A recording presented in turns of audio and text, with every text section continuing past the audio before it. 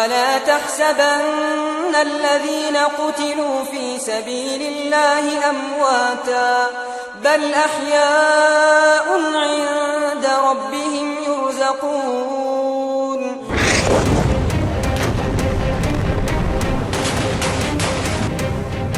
It's not your land. We say to them, you can live here, we can live here, but it's our land, it's our state. هذا سلام film السلام. Gaza has become a graveyard for children. It's a living hell for everyone else. اسرائیل کوئی شیطان کا نام تو نہیں ہے نا بھائی. They are the Satan. They don't represent Judaism.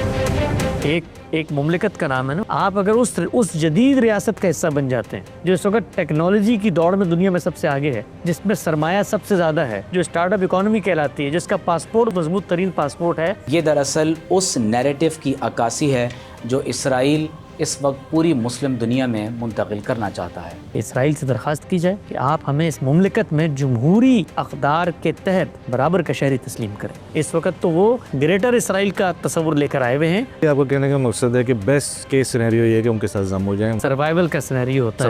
Survival کا جو سینیریو ہے وہ میرے نزدیک وہ یہ ہے کہ ان کے ساتھ ضم ہو جائیں. کیا مسلمان کی زندگی کا مقصد محض سرمایہ کی بڑھوتری ہے؟ کیا ہماری زندگی کا مقصد محض مادی عروج ہے؟ اور کیا ایک صاحب ایمان اس طرح اپنے تینوں حرم سے دستبردار ہونے کا اعلان کر سکتا ہے؟ گویا کہ گریٹر اسرائیل کے منصوبے کو تسلیم کرتے ہوئے غامدی صاحب اب 2 قدم آگے بڑھ کر فرعون کی حکومت کے سامنے سجدہ ریز ہونے کا مشورہ اہل اسلام کو دے رہے ہیں. کل کلاں اگر مکے پر حرم پر بھی انہی عالمی طاقتوں کا قبضہ ہو گیا تو وہاں پر بھی ہم یہ کہیں گے کہ جی یہ تو طاقت ہوتی ہے, سیاسی معاملات میں تو آئیڈیلزم سے نکلنا چاہیے اور عملی افادیت کو دیکھنا چاہیے اور جو ممکنات ہے وہاں جانا چاہیے. آج یہ کہیں گے تو کل کے آپ سعودی عرب کے بارے میں یہ کہیں. رسول اللہ صلی اللہ علیہ وسلم کی بعثت ہوئی تو حرم پر مشرکین کا قبضہ تھا. اس میں 360 بتایا جاتا ہے بت رکھے ہوئے. خدا کا آخری پیغمبر ان کے درمیان میں کھڑا ہو کر واز بھی کرتا تھا, نماز بھی پڑھتا تھا. اس لیے یہ کیا بات ہے تو جس وقت ہم اس کے مستحق ہو جائیں گے ایک ایسی سزائیں بھی ملتی ہیں. Eventually, our borders will extend from Lebanon, the Great Desert, which is Saudi Arabia, and then from the Mediterranean to the Euphrates. And then I believe we're going to take Mecca, Medina, and Mount Sinai and purify those places. Ghamidi صاحب کے اس نقطہ نظر کا نتیجہ یہ ہے کہ مسلمان وقت کے فرعون کے سامنے سجدہ ریز ہو جائیں, اور اللہ نہ کرے اگر مسجد اقصیٰ کو شہید کیا جاتا ہے یا مسجد نبوی اور بیت اللہ پر اسرائیلی فوجیں چڑھائی کر دیتی ہیں اور گریٹر اسرائیل کے منصوبے میں توسیع کرنا چاہتے ہیں, تو مسلمانوں کو اس وقت بھی خودکشی نہیں کرنی چاہیے بلکہ گریٹر اسرائیل میں ضم ہو جانا چاہیے. اللہ تعالیٰ نے اہل اسلام کو تحاکم الی الطاغوت سے منع فرمایا ہے. الم تری الی الذین یزعمون انہم آمنوا بما انزل الیک وما انزل من قبلک یریدون ان یتحاکموا الی الطاغوت. یعنی ہم تو خودکشی کرنے جا رہے ہیں, ہم ایک آگ لگا رہے ہیں. وہ امت مسلمہ اتنی بیوقوف ہے, اتنی احمق ہے کہ ان کو اپنی حیثیت کا, اپنی قدرت کا, اپنی طاقت کا, اپنی صلاحیت کا اندازہ نہیں ہے. تو بھائی اگر خودکشی کرنی تھی تو اس میں رونے کی اب کیا بات ہے؟ میرے مذمت کے الفاظ سے کیا ہوا, ایک واقعہ ہو جائے گا تو میں اس طرح کی لایانی چیزوں کو کوئی اہمیت نہیں دیتا. باقی تو سب دنیا میں طاقت کا کھیل ہے, ایسے ہی ہوتا ہے. جب آپ اسرائیلی فوج کے مظالم کی مذمت میں 2 لفظ ادا نہیں کر سکتے تو آپ کو کسی بھی طور پر فلسطینی مسلمانوں کی قربانیوں کو خودکشی قرار دینے کا حق نہیں ہے. اس کے پیچھے تو عالمی قوتیں کھڑی ہوئی ہیں, ہمارے پیچھے کون کھڑا ہوا ہے؟ بالآليات وبالجرافات وبالدبابات والصواريخ نحن نتقوى عليكم بحروف الله وكلماته. صدق الله. اسرائیلی اور صہیونی قوتیں خدا نہیں ہیں. لا تحزن ان اللہ معنا. اہل فلسطین اور اہل غزہ کے ساتھ اللہ کی مدد ہے. مسلم امہ ان سے دستبردار ہے.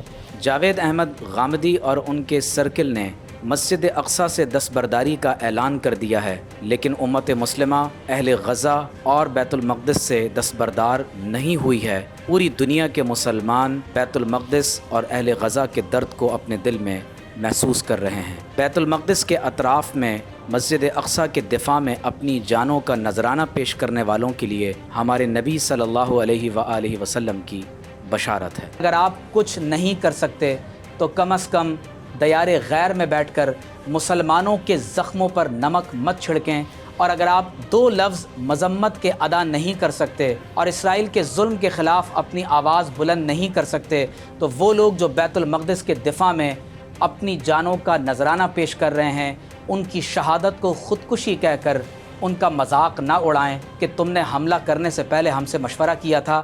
بسم اللہ الرحمن الرحیم۔ گزشتہ 80 برس سے اسرائیلی فوج کی طرف سے فلسطین اور غزہ کے مسلمانوں کا قتل عام کا سلسلہ جاری ہے۔ نکبہ ہو یا انتفاضہ کے بعد انتفاضہ، فلسطینی مسلمانوں کا ہیومن جینوسائیڈل وائلنس تسلسل کے ساتھ جاری ہے۔ 1917 میں جنرل ایلنبی بیت المقدس میں داخل ہوا اور بیلفور ڈیکلیریشن کی صورت میں مسلمانوں کے قلب میں ایک یہودی ریاست بنانے کا اعلان کیا گیا۔ بتدریج یہ جوئش سیٹلمنٹس کا سلسلہ شروع ہوا اور برطانیہ نے یونائٹڈ نیشنز کو فلسطین کی قسمت کا فیصلہ کرنے کا مینڈیٹ دیا اور یہ فیصلہ کیا گیا کہ 2 ریاستی حل کے ساتھ یروشلم یعنی بیت المقدس کو ایک انٹرنیشنل سٹی بنا دیا جائے۔ لیکن ہم یہ بات بخوبی جانتے ہیں کہ اسرائیل نے کبھی بھی اقوام متحدہ کی قراردادوں کو تسلیم نہیں کیا۔ 1948 میں اسرائیل کا قیام عمل میں آیا اور اس کے فوراً بعد اسرائیل نے فلسطین اور دیگر اسلامی ممالک سے جنگوں کا سلسلہ شروع کیا اور بتدریج اپنے توسیع مقاصد کے پیش نظر اسرائیل نے اپنی ناجائز ریاست اور قبضے کو بڑھانا شروع کیا۔ تسلسل کے ساتھ گزشتہ 80 برس سے فلسطین کے اس خطے میں فلسطینی مسلمانوں کا نہتے مردوں، عورتوں اور بچوں کا کشت و خون جاری ہے، یہاں تک کہ عالمی قوانین کے برخلاف یروشلم کو اسرائیل کا کیپٹل ڈکلیئر کر دیا گیا۔ اسی تسلسل میں گزشتہ 2 برس سے غزہ کے مسلمانوں کا کشت و خون جاری ہے۔ معصوم اور نہتے بچوں، مردوں، عورتوں، بوڑھوں کا قتل عام کیا گیا۔ ہزاروں کی تعداد میں بچے شہید کیے گئے ہیں، یہاں تک کہ یونیسیف نے غزہ کو گریو یارڈ فار چلڈرن قرار دیا ہے۔ AI پاورڈ ویپن استعمال کیا جا رہا ہے، فاسفورس بامز استعمال کیے جا رہے ہیں اور وہ تمام تر جدید ترین ہتھیار جو دنیا کی کسی بھی جدید ترین فوج کے برخلاف استعمال کیے جانے چاہیے وہ غزہ کے بچوں کے خلاف استعمال کیے جا رہے ہیں۔ اسرائیل نے عالمی جنگی قوانین کی خلاف ورزی کرتے ہوئے نہتے مسلمان بچوں، عورتوں اور بوڑھوں کے لیے انوائرمنٹ کو ان لیویبل بنا دیا، اسٹاویشن کو ایز اے وار ٹول استعمال کیا، اور ہم یہ بات ملاحظہ کر رہے ہیں کہ اس وقت بمباری کے نتیجے میں بچوں اور انسانوں کی لاشوں کے ٹکڑے کئی میٹرز تک ہوا میں بلند ہوتے ہیں اور زمین بوس ہو جاتے ہیں۔ لاکھوں عمارتوں کو منہدم کر دیا گیا، نہایت ہی سفاکیت کے ساتھ زندہ انسانوں پر بلڈوزر چڑھا دیے گئے، ہاسپٹلز میں زیر علاج انسانوں پر بمباری کی گئی، یہاں تک کہ پوری دنیا میں اس وقت فلسطین کے مسلمانوں کا لائیو جینوسائیڈل وائلنس دیکھا جا رہا ہے۔ اسرائیل نے انٹرنیشنل ہیومینیٹیرین لا کی مخالفت کی ہے اور عالمی جنگی قوانین کی خلاف ورزی کے باعث اسرائیل کو جنگی جرائم کا مرتکب قرار دیا گیا۔ انٹرنیشنل کورٹ آف جسٹس نے نیتن یاہو کے خلاف وارنٹ گرفتاری جاری کیے تاکہ جلد از جلد اس جینوسائیڈل وائلنس کو روکا جائے۔ ورلڈ ہیلتھ آرگنائزیشن ہو یا یونائٹڈ نیشنز ہوں یا یونیسیف کی رپورٹس یا ان کے نمائندوں کے بیانات ہوں، یہ بات معلوم ہوتی ہے کہ اسرائیل اس وقت آئسولیشن میں ہے اور پوری دنیا میں اسرائیل کے خلاف احتجاج ہو رہے ہیں۔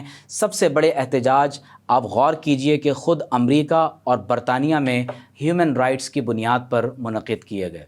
آج کی اس نشست کا مقصد جاوید احمد غامدی اور ان کے داماد حسن الیاس کا وہ نقطہ نظر ہے جو انہوں نے غزہ اور فلسطین کے مسلمانوں کے بارے میں مختلف سوشل میڈیا پلیٹ فارمز پر بیان کیا ہے۔ غامدی صاحب اور ان کے سرکل سے تعلق رکھنے والے افراد کی طرف سے جس طرح مروبیت پر مبنی بیانات جاری کیے جا رہے ہیں، اس سے یہ بخوبی اندازہ ہوتا ہے کہ یہ دراصل اس نیریٹو کی عکاسی ہے جو اسرائیل اس وقت پوری مسلم دنیا میں منتقل کرنا چاہتا ہے۔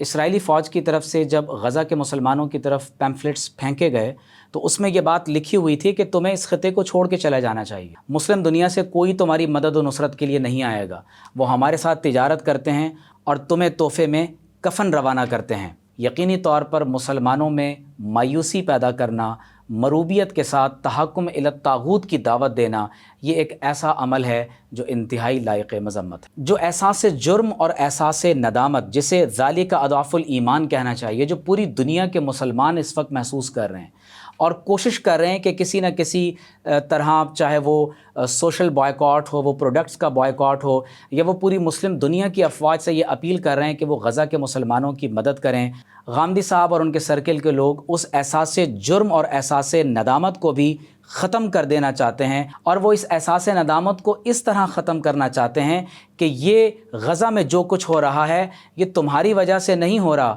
بلکہ اس کے ذمہ دار تو وہ لوگ ہیں جنہوں نے اسرائیل پر حملہ کرنے میں پہل کی تھی۔ بہت قابل توجہ بات ہے کہ غامدی صاحب سے جب ان کے داماد حسن الیاس نے دو ٹوک اور واضح طور پر اسرائیل کی مذمت کرنے کے لیے کہا، تو غامدی صاحب کی زبان سے اسرائیل کے جینوسائیڈل وائلنس کے خلاف دو لفظ مذمت کے نہیں نکل سکے، اور انہوں نے واضح طور پر مذمت کرنے سے منع کر دیا۔ اور میرے مذمت کے الفاظ سے کیا ہوا، ایک واقعہ ہو جائے گا، تو میں اس طرح کی لایانی چیزوں کو کوئی اہمیت نہیں دیتا، باقی تو سب دنیا میں طاقت کا کھیل ہے، ایسے ہی ہوتا ہے۔ نہایت ہی لائق افسوس بات یہ ہے کہ ہزاروں لاکھوں کی تعداد میں مسلمانوں کا قتل عام، معصوم بچوں کی شہادت، اور جس بے دردی کے ساتھ لوگ بھوک اور پیاس کے ساتھ غزہ میں شہید کیے جا رہے ہیں، اور بیت المقدس میں جس طرح جوئش سیٹلمنٹس کے نام پر مسجد اقصیٰ کی حرمت کو پامال کیا جا رہا ہے، غامدی صاحب نے ان کی مذمت میں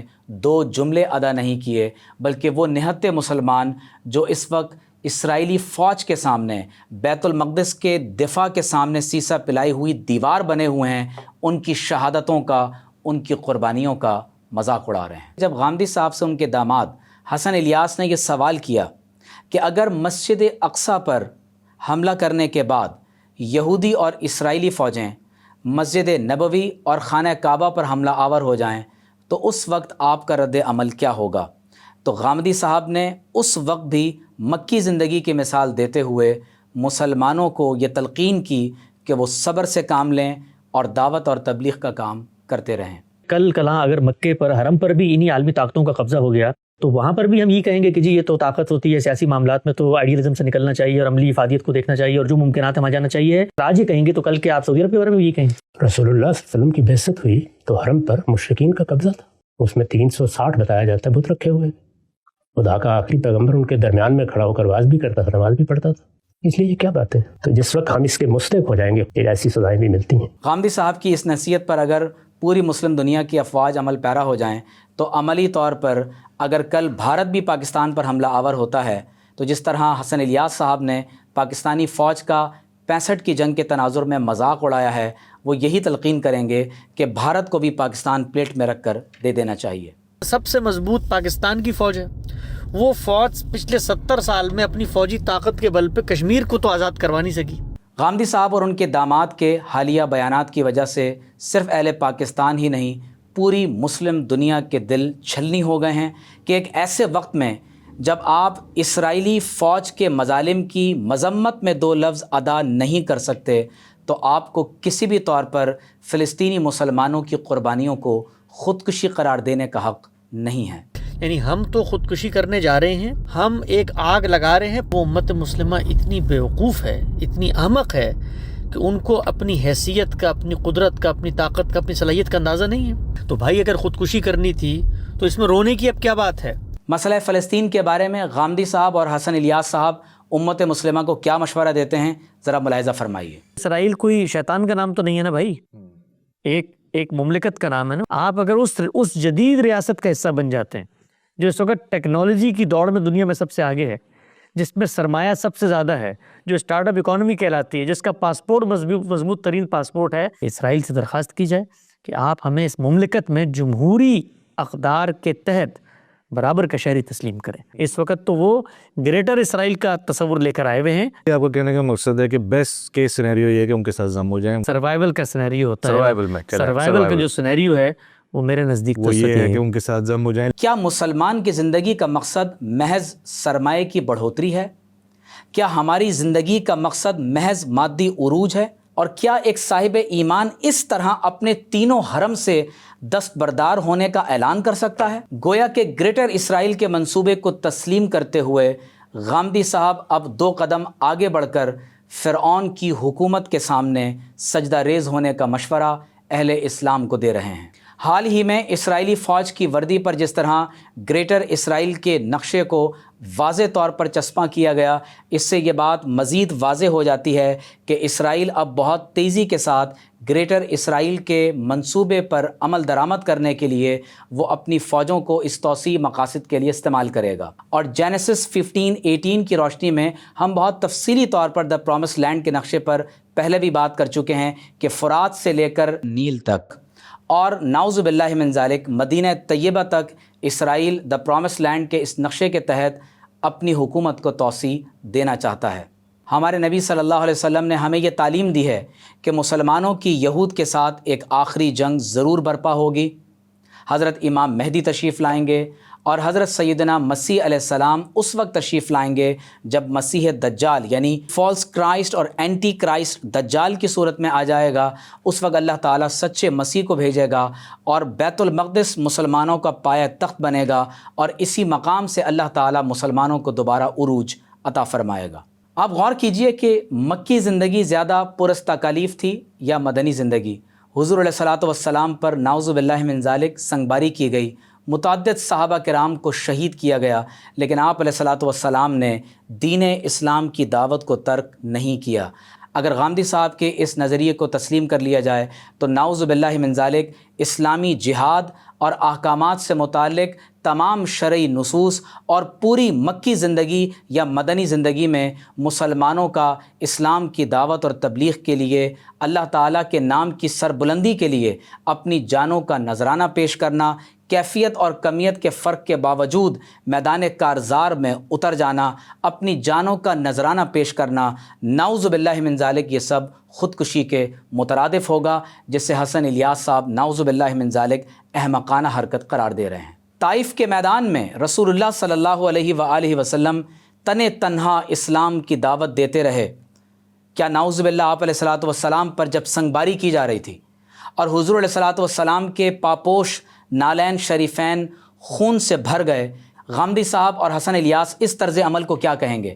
کیا حضور علیہ الصلوۃ والسلام کو اس حد تک جا کر اسلام کی دعوت اور تبلیغ کو ترک کر دینا چاہیے تھا؟ جب آپ علیہ الصلوۃ والسلام کے پاس قریش کے بڑے بڑے سردار آئے تو حضور علیہ الصلوۃ والسلام نے اس کی انتہا کو یوں بیان فرمایا کہ اگر میرے ایک ہاتھ پر چاند اور دوسرے ہاتھ پر سورج بھی رکھ دیا جائے تو تب بھی میں اسلام کی دعوت کو ترک نہیں کروں گا۔ قرآن مجید میں اللہ تعالیٰ نے اہل اسلام کو تحاکم الی الطاغوت سے منع فرمایا ہے اور ارشاد فرمایا الم تر الی الذین یزعمون انہم آمنوا بما انزل الیک وما انزل من قبلک یریدون ان یتحاکموا الی الطاغوت، فرمایا کہ یہ چاہتے ہیں کہ طاغوت کے پاس حاضر ہو کر اپنے امور کا فیصلہ کروا سکیں۔ فرمایا وقد امروا ان یکفروا بہ، اللہ تعالیٰ نے جب کہ انہیں حکم دیا ہے کہ وہ طاغوت کا انکار کریں۔ اس وقت کا سب سے بڑا طاغوت اسرائیل ہے اور غامدی صاحب کا سرکل اس وقت مسلمانوں کو اس طاغوت کے سامنے سجدہ ریز ہونے کا حکم دے رہا ہے، جبکہ اللہ تعالیٰ نے اس طاغوت کا انکار کرنے کا حکم دیا ہے۔ اللہ تعالیٰ فرماتا ہے فلا تخشبوا الناس، ان لوگوں سے مت ڈرنا، وخشونی، صرف مجھ سے ہی ڈرتے رہنا۔ اور اللہ تعالیٰ نے منافقین کے اس طرز عمل کے بارے میں فرمایا انما ذالکم الشیطان یخوف اولیاءہ، فرمایا کہ شیطان اپنے دوستوں سے تمہیں ڈرانا چاہتا ہے۔ فلا تخافوہم وخافونی ان کنتم مومنین، تم شیطان اور اس کے گروہ سے کبھی نہ ڈرنا، مجھ سے ہی ڈرتے رہنا اگر تم صاحب ایمان ہو۔ حضرت سیدنا ابراہیم علیہ السلام تنہا اللہ تبارک و تعالیٰ کے راستے میں کھڑے ہوئے اور آپ نے لا الہ الا اللہ کی ضرب مار کر بتوں کو پاش پاش کر دیا۔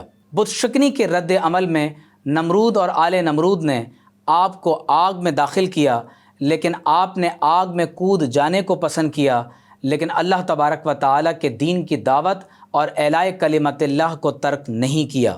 نبی کریم صلی اللہ علیہ وآلہ وسلم کی پوری حیات طیبہ 27 غزوات اور 50 سے زائد سرایا اس بات کی دلیل ہیں کہ اذا جاء نصر اللہ والفتح، کہ قوموں کی تاریخ میں کبھی ایسے لمحات آتے ہیں یا تو آپ عزت کے ساتھ زندگی بسر کرتے ہیں یا جام شہادت نوش کر لیتے ہیں۔ حضرت صدیق اکبر رضی اللہ تعالی عنہ کے دور خلافت میں صحابہ کا مانعین زکوٰۃ کے خلاف جہاد کا اعلان کرنا ہو، یا منکرین ختم نبوت کے خلاف متحد ہو جانا ہو، یا فاروق اعظم رضی اللہ تعالی عنہ کے عہد مبارک میں مسلمانوں کا غزہ اور بیت المقدس کو فتح کرنا ہو، یہ تمام تر اسلامی تاریخ کے عظیم ترین کارنامے ہمیں اس بات کی طرف رہنمائی کرتے ہیں کہ جاوید احمد غامدی صاحب اور ان کا سرکل اس وقت مسلمانوں میں جس طرح مایوسی پیدا کرنے کی کوشش کر رہے ہیں، یہ اسلامی تاریخ اور مسلمانوں کا رویہ اور مسلمانوں کی سیرت اور کردار کبھی نہیں رہا۔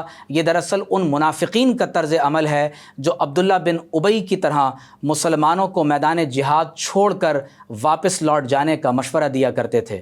اللہ تعالیٰ فرماتا ہے یا ایھا الذین آمنوا، اے ایمان والو، ان کی طرح نہ ہو جانا جنہوں نے کفر اختیار کیا، کہ جب اہل ایمان اللہ تعالیٰ کے راستے میں میدان کارزار میں اترے تو انہوں نے کہا کہ لو کانوا عندنا ما ماتوا وما قتلوا، اگر یہ ہمارے ساتھ بیٹھے رہتے، جنگ نہ کرتے، تو یہ یقینی طور پر نہ قتل کیے جاتے اور نہ ہی یہ موت کا شکار ہوتے۔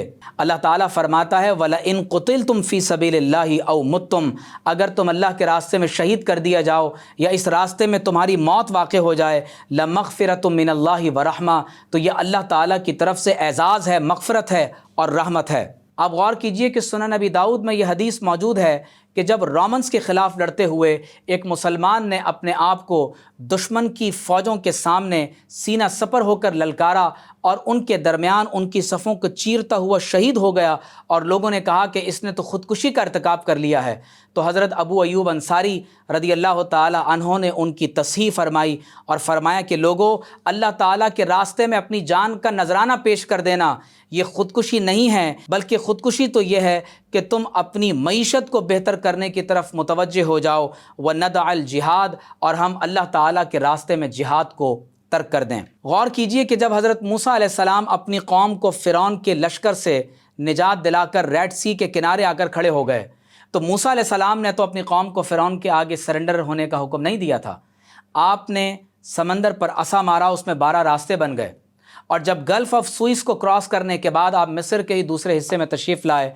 اور اللہ تعالیٰ نے بنی اسرائیل کو یہ حکم دیا کہ یا قوم ادخلوا الارض المقدسہ، اے میری قوم تم بیت المقدس میں داخل ہو جاؤ، التی کتب اللہ لکم ولا ترتدوا علی ادبارکم فتنقلبوا خاسرین، تو اس وقت بنی اسرائیل نے بجائے اس کے کہ وہ جہاد کرتے، انہوں نے بعینہ وہی نیریٹو اختیار کیا جو آج جاوید احمد غامدی صاحب کا ہے۔ انہوں نے کہا کہ اے موسیٰ اِنَّ فِيهَا قَوْمًا جَبَّارِينَ، اے موسیٰ یہاں تو بڑی جنگجو قوم ہے، بڑی عالمی طاقت یہاں پر موجود ہے، وَإِنَّا لَن نَدْخُلَهَا حَتَّى يَخْرُجُوا مِنْهَا، اور ہم تو یہاں اس وقت تک داخل نہیں ہوں گے جب تک یہ لوگ خود یہاں سے باہر نہ چلے جائیں، فَإِن يَخْرُجُوا مِنْهَا فَإِنَّا دَاخِلُونَ، اور جب یہ لوگ اس خطے سے نکل جائیں گے تو ہم یہاں داخل ہو جائیں گے۔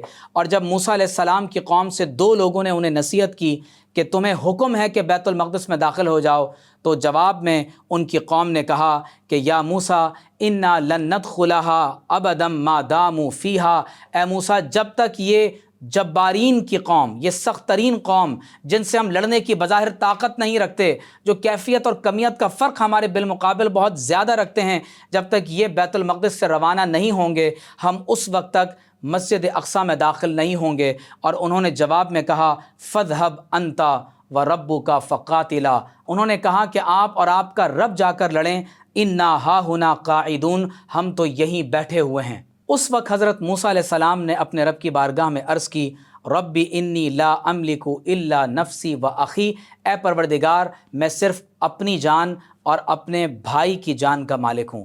غور کیجئے کہ جب غزوہ بدر کا موقع آیا، حضور علیہ السلام کے صحابہ کے سامنے یہی صورتحال پیش کی گئی، تو صحابہ کرام نے عرض کی یا رسول اللہ صلی اللہ علیہ وسلم، ہم بنی اسرائیل کی طرح یہ نہیں کہیں گے کہ آپ اور آپ کا رب جا کر لڑیں، بلکہ ہم آپ کے دائیں لڑیں گے، ہم آپ کے بائیں لڑیں گے، اور یا رسول اللہ اگر آپ حکم دیں گے تو ہم سمندر میں اپنے گھوڑے دوڑا دیں گے۔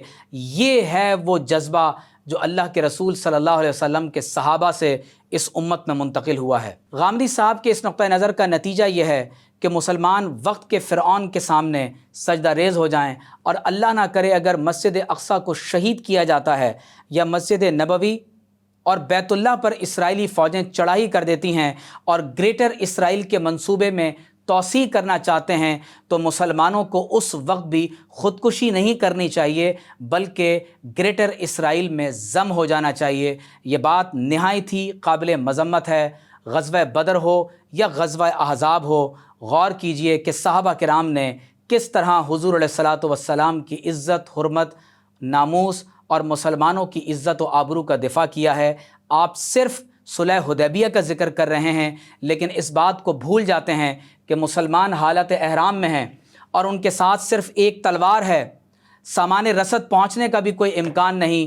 اور جب عثمان غنی رضی اللہ تعالیٰ عنہ کی شہادت کی خبر آتی ہے تو حضور علیہ الصلاۃ والسلام کے دست مبارک پر صحابہ کرام ایک درخت کے نیچے بیٹھ کر بیعت رضوان کرتے ہیں، موت پر بیعت کرتے ہیں، جہاد کا اعلان کیا جاتا ہے، اور اللہ تبارک و تعالی بالآخر صلح حدیبیہ پر اس بات کو منتج فرماتا ہے جسے قرآن نے فتح مبین کہا ہے۔ میں غامدی صاحب اور ان کے متاثرین سے یہ گزارش کرنا چاہوں گا کہ اگر آپ کچھ نہیں کر سکتے تو کم از کم دیار غیر میں بیٹھ کر مسلمانوں کے زخموں پر نمک مت چھڑکیں، اور اگر آپ 2 لفظ مذمت کے ادا نہیں کر سکتے اور اسرائیل کے ظلم کے خلاف اپنی آواز بلند نہیں کر سکتے، تو وہ لوگ جو بیت المقدس کے دفاع میں اپنی جانوں کا نذرانہ پیش کر رہے ہیں، ان کی شہادت کو خودکشی کہہ کر ان کا مذاق نہ اڑائیں، اور ان کا مذاق اس طرح نہ اڑائیں کہ تم نے حملہ کرنے سے پہلے ہم سے مشورہ کیا تھا۔ جناب، وہ آپ کی مدد کے منتظر نہیں ہیں، وہ مدد کے لیے ان اہل ایمان کو پکار رہے ہیں جن کے دلوں میں ایمان کا جذبہ موجود ہے۔ اور آپ صلی اللہ علیہ وآلہ وسلم نے ارشاد فرمایا کہ اطراف و اکناف عالم سے فوجیں میری امت پر حملہ آور ہوں گی، جیسے بھوکے دسترخوان پر ایک دوسرے کو دعوت دیتے ہیں اسی طرح ایک دوسرے کو دعوت دیں گے۔ صحابہ نے پوچھا، یا رسول اللہ صلی اللہ علیہ وآلہ وسلم، کیا ان دنوں میں ہم کم تعداد میں ہوں گے؟ فرمایا، نہیں، تمہاری تعداد بہت زیادہ ہوگی، لیکن تمہارے دلوں میں وہن پیدا ہو جائے گا، دشمن کا رعب تمہارے دلوں میں داخل ہو جائے گا اور تمہارا رعب دشمن کے دلوں سے نکال دیا جائے گا۔ صحابہ نے پوچھا، یا رسول اللہ صلی اللہ علیہ وسلم، یہ وہن کیا ہے؟ حضور علیہ الصلاۃ والسلام نے فرمایا، حب الدنیا و کراہیت الموت، دنیا کی محبت اور شہادت کی ناپسندیدگی۔ آپ صلی اللہ علیہ وسلم نے یہ نہیں فرمایا کہ تمہارے پاس ٹیکنالوجی نہیں ہوگی، تمہارے پاس لڑنے کے لیے ہتھیار نہیں ہوں گے۔ آپ صلی اللہ علیہ وسلم نے 2 چیزوں کو بیان کیا، حب الدنیا و کراہیت الموت۔ اور اگر آپ غامدی صاحب اور ان کے متاثرین کا نیریٹو بغور سنیں تو آپ کو یہی مرض اس نیریٹو میں نظر آئے گا۔ غامدی صاحب یہودیوں سے ہی سبق حاصل کر لیں کہ فرسٹ اور سیکنڈ ورلڈ وار کے بعد زائنزم کی تحریک نے جب سے سر اٹھایا ہے، انہوں نے یہ نہیں دیکھا کہ دنیا کی کون سی قوت ان کے ساتھ ہے اور کون سی قوت ان کے ساتھ نہیں ہے۔ انہوں نے اپنے زائنزم کے نظریے پر عمل کرتے ہوئے ہمیشہ آگے بڑھنے کی کوشش کی ہے۔ وہ عرب اور اسرائیل وار ہو یا دور جدید میں ان کا یہ اعلان کر دینا ہو کہ ہم ناخنوں سے جنگ لڑیں گے اگرچہ پوری دنیا کی تمام تر قوتیں ہمارا ساتھ چھوڑ دیں۔ ہمیں مایوس نہیں ہونا، جس طرح اللہ تعالیٰ نے صلیبی جنگوں کے بعد 90 برس کے بعد سلطان صلاح الدین ایوبی کی صورت میں مسلمانوں کو ایک مجاہد عطا فرمایا جس نے اپنی تلوار سے مسلمانوں کی عزت و آبرو کا دفاع کیا۔ فتنہ تاتار کو اللہ تعالیٰ نے مغلوب فرمایا۔ لوگ یہی کہتے تھے کہ ہم خودکشی کر رہے ہیں، ہمارا صفحہ ہستی سے نام مٹ جائے گا، لیکن اللہ تعالیٰ نے مسلمانوں کو پھر غلبہ عطا فرمایا۔ انشاءاللہ العزیز شہدائے فلسطین کی قربانیاں رائیگاں نہیں جائیں گی۔ انہی قربانیوں کے نتیجے میں اللہ تعالیٰ مسلمانوں کو کوئی ایسی قوت ضرور عطا فرمائے گا، یہ اس کا وعدہ ہے۔ یستبدل قوما غیرکم ثم لا یکونوا امثالکم۔ میں نوجوانوں سے گزارش کروں گا کہ غامدی صاحب کا بیت المقدس پر نیریٹو ان کی آنکھیں کھول دینے کے مترادف ہے۔ امت مسلمہ کو اس گمراہیت سے بچنے کی شدید ضرورت ہے۔ دین اسلام مکمل ہو چکا ہے۔ اب مکی اور مدنی زندگی کی آیات مقدسہ اپنی ترتیب نزولی کے اعتبار سے نافذ العمل نہیں ہوں گی، بلکہ دین کو مکمل طور پر دیکھنے کی ضرورت ہے۔ اسی بات کی مذمت میں اللہ نے قرآن میں یہ آیات نازل فرمائیں، افتؤمنون ببعض الکتاب وتکفرون ببعض، کیا تم قرآن کی بعض آیات کو قبول کرتے ہو اور بعض آیات کا انکار کر دیتے ہو؟ اللہ تعالیٰ نے قرآن مجید میں فرمایا وَمَا لَكُمْ لَا تُقَاتِلُونَ فِي سَبِيلِ اللَّهِ، تمہیں کیا ہو گیا ہے کہ تم اللہ کے راستے میں قتال نہیں کرتے؟ وَالْمُسْتَضْعَفِينَ مِنَ الرِّجَالِ وَالنِّسَاءِ وَالْوِلْدَانِ، جبکہ بوڑھے مرد، عورتیں اور بچے یہ پکار رہے ہیں رَبَّنَا أَخْرِجْنَا مِنْ هَذِهِ الْقَرْيَةِ الظَّالِمِ أَهْلُهَا وَاجْعَل لَّنَا مِن لَّدُنكَ وَلِيًّا وَاجْعَل لَّنَا مِن لَّدُنكَ نَصِيرًا۔ اللہ تعالیٰ بیت المقدس کی حفاظت فرمائے، پروردگار عالم حرمین طیبین کی حفاظت فرمائے۔ اللہ نہ کرے اگر ایسا کوئی وقت آیا تو پوری امت مسلمہ جس طرح خواب غفلت سے بیدار ہو رہی ہے اور طوفان مغرب نے جس طرح مسلمان کو مسلمان کر دیا ہے، منافق اور اہل ایمان جدا ہو رہے ہیں، تو یقینی طور پر پوری امت مسلمہ متحد ہو کر اسلامی مقدسات کا دفاع کرے گی، اور غامدی صاحب اور ان کا سرکل گریٹر اسرائیل کے منصوبے میں شامل ہونے کے بجائے مسلمانوں کے صفوں میں داخل ہوں۔ اللہ تعالیٰ فلسطین اور غزہ کے مسلمانوں کی حفاظت فرمائے۔ ہمارے نبی صلی اللہ علیہ وآلہ وسلم کی بشارت ہے کہ یہ پورا خطہ، اس میں خلافت اسلامیہ قائم ہوگی۔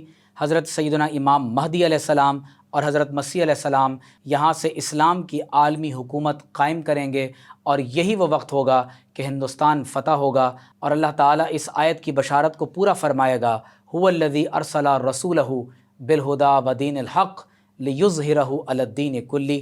اللہ تعالیٰ مسلمانوں کو غلبہ عطا فرمائے۔